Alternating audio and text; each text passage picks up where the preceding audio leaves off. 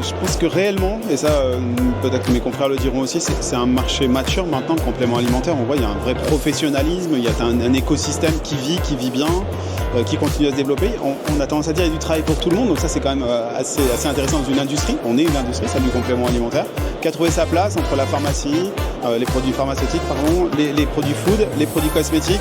Au milieu de tout ça, il y a un secteur bien identifié maintenant qui est celui du complément alimentaire. Donc ça c'est important pour nous d'être une entreprise aujourd'hui mature. 30 ans c'est un niveau de maturité pour une entreprise dans un secteur qui aussi devient mature. Donc il faut être plus professionnel. C'est fini l'époque pionnière comme on a pu connaître à nos débuts. Il faut être professionnel, il y a un niveau d'exigence de nos clients. Eux-mêmes, le consommateur est de plus en plus exigeant, de plus en plus informé, donc il faut une transparence. Et ça c'est tous les éléments qu'on reconnaît aujourd'hui dans le complément alimentaire, c'est cette maturité. C'est une galénique effectivement qui paraît intéressante à plus d'un titre. La première raison c'est aussi l'observance qu'on va avoir notamment pour des gens qui veulent aller au bout de leur cure. Mais également on s'aperçoit que le gummies, outre le côté organoleptique qui est vraiment intéressant, peut avoir un intérêt au niveau physiologique. À titre d'exemple, vous avez une comparaison qui a été faite en 2019, c'est une étude clinique qui comparait la biodisponibilité de la vitamine D dans un gummies versus une gélule. Et en fait, il faut savoir que dans cette étude-là, on a pu montrer effectivement que la biodisponibilité de la vitamine D était 2 fois plus importante que dans celle d'une gélule.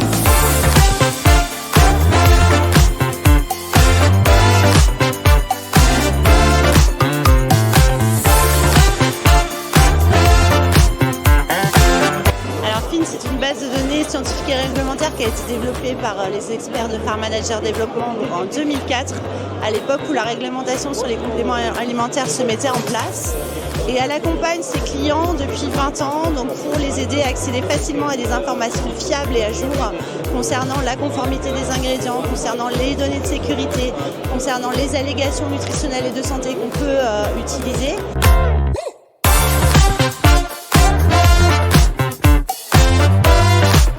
Alors là, effectivement, on n'est pas sur un simple blend d'acides aminés, contrairement à d'autres pseudo-collagènes végétaux. On est sur un extrait de plante qui contient des peptides obtenus par une extraction spécifique. Donc on a des peptides déterminés qui sont semblables à celui du collagène avec un taux en hydroxyproline et un poids moléculaire qui qui est proche de celui du collagène marin.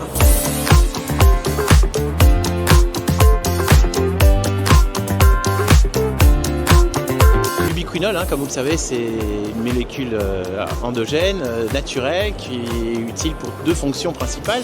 Tout ce qui est l'aspect antioxydant, bien sûr, et tout ce qui est l'énergie cellulaire de toutes les cellules.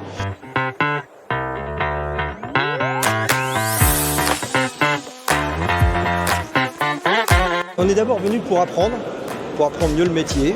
C'est pour ça que les équipes sont là, au niveau R&D, au niveau achat, pour bien comprendre l'environnement et pour présenter, puisqu'on n'est pas très connu, que les gens comprennent la qualité de notre service et la qualité de nos produits.